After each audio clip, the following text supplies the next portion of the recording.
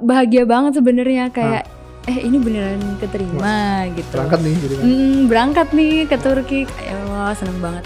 Sampai sana waktu itu kan aku duluan nih, jadi H-1 sebelum acara IES ya jalan-jalan dulu lah ya bareng teman-teman. Murah. Silakan liburan ke Turki. Oke. Hari kedua kamu ya anu lah ya, kuliner. Kuliner. Oke.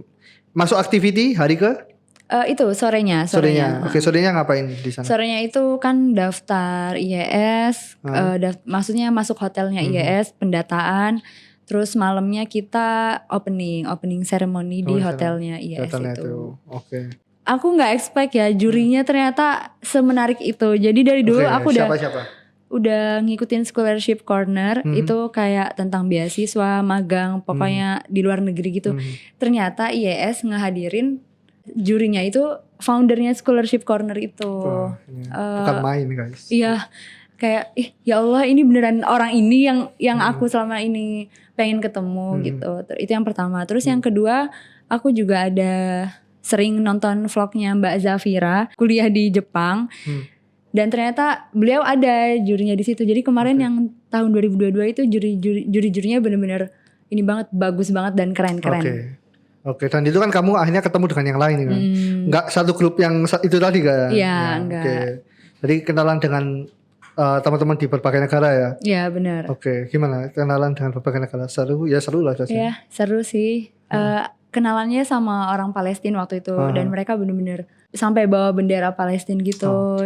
Oke, kamu gak bawa jas alma mater? Hari kedua saya opening ceremony, kenal dengan teman-teman, yang ngasih. Nah terus setelah itu nextnya? Nextnya hari ketiga itu ini session panel gitu. Jadi kayak seminar-seminar dari juri-jurinya ini. Juri-jurinya banyak, ada yang foundernya Relief tentang mental health gitu, orang Indonesia. Jadi dari subtemanya itu kan ada education, mental health, economics. Nah itu dihadirin speaker-speaker yang jago di bidang itu. Full seminar aja. Oh full seminar.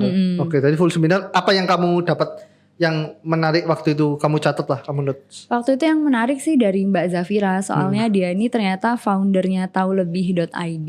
Itu membahas tentang sex education gitu. Aku sebenarnya ini sih suka gitu sama isu-isu tentang gender atau kayak sex education. Soalnya di Indonesia ini kan kayak masih tabu.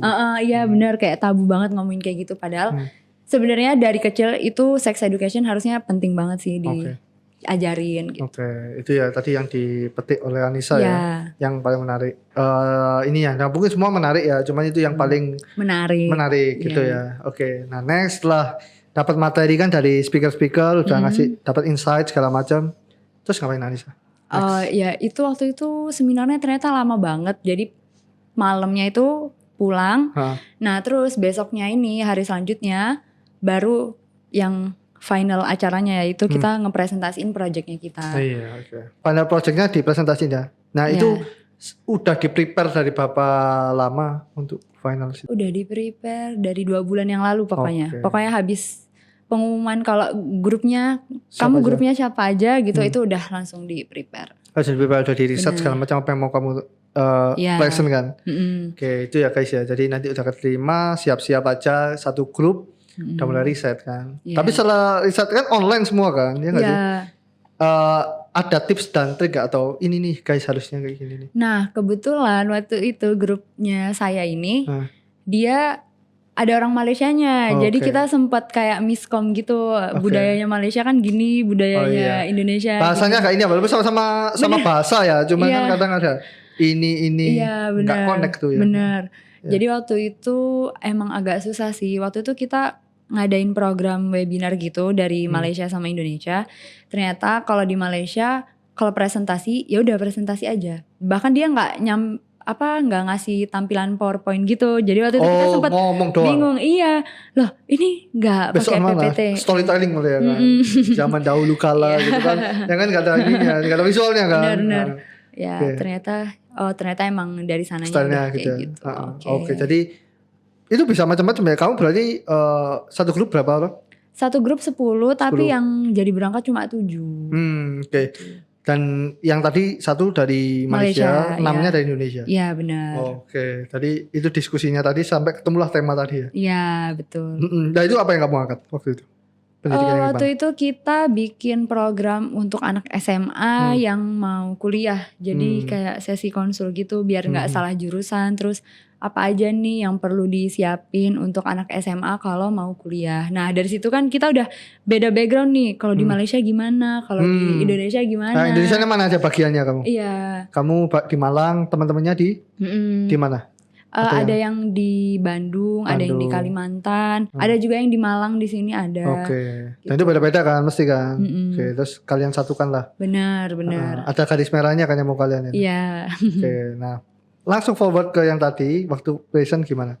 Oke, jadi waktu present itu kan diundi dulu nih grup mana yang maju. Dan lagi-lagi kelompok saya ini dapat nomor 1. Oh, ya apa kan? Dapat nomor 1. Jadi nomor 1 dapat nomor 2 ya nggak sih? Dapat nomor 1.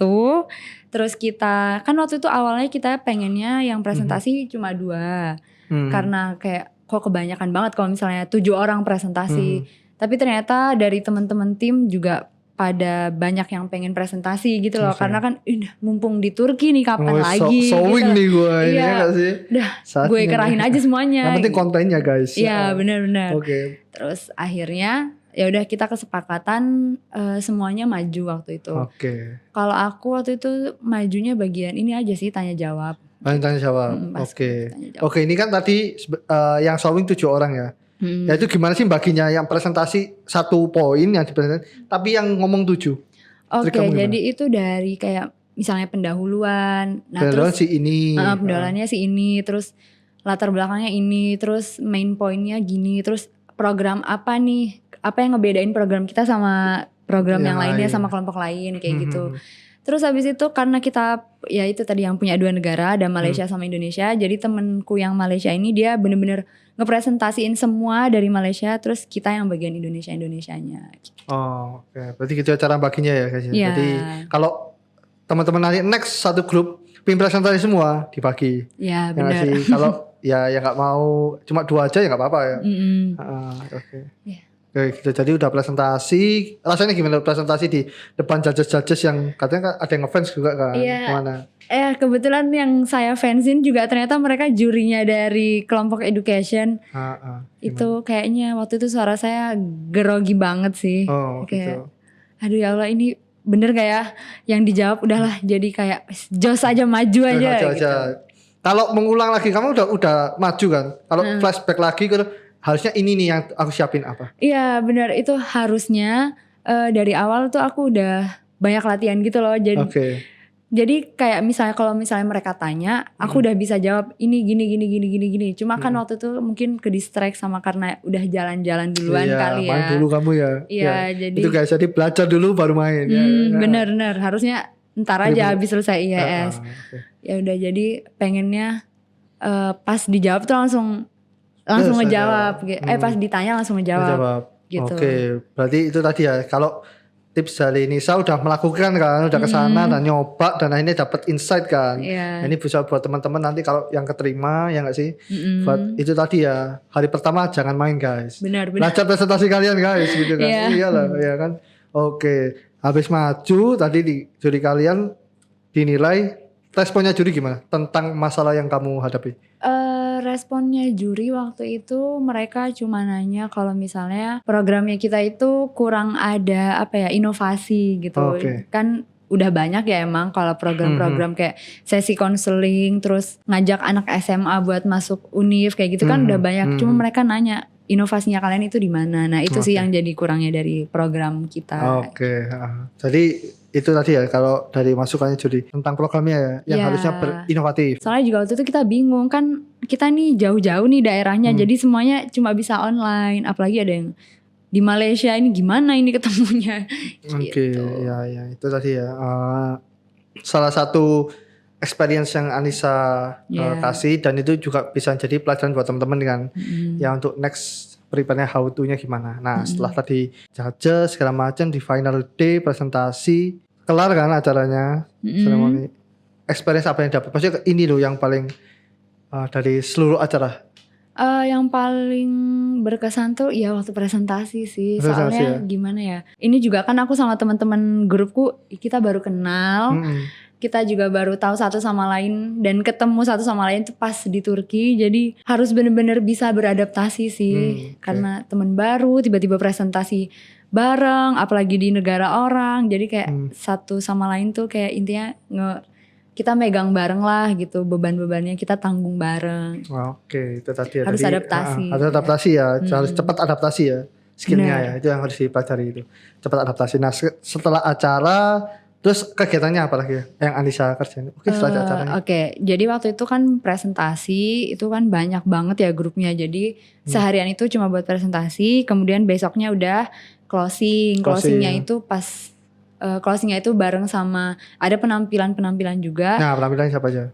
Penampilannya waktu itu sempet dari kayak karate deh kalau nggak salah. Saya juga agak lupa ya, udah lama nih. Ada hiburannya lah ya. Ya pokoknya tentang hiburan gitu dan pokoknya budaya-budaya Indonesia lah, nari dan sebagainya. Terus habis itu baru diumumin juaranya. Juaranya ada banyak sih, ada best group project, ada best program project juga. Ada best participant juga. Nah setelah prestasi dan pemenang kan, closing kan. Ada spend waktu berapa hari? Sebelum balik? Cuma berapa ya? 1 hari aja. 1 hari aja.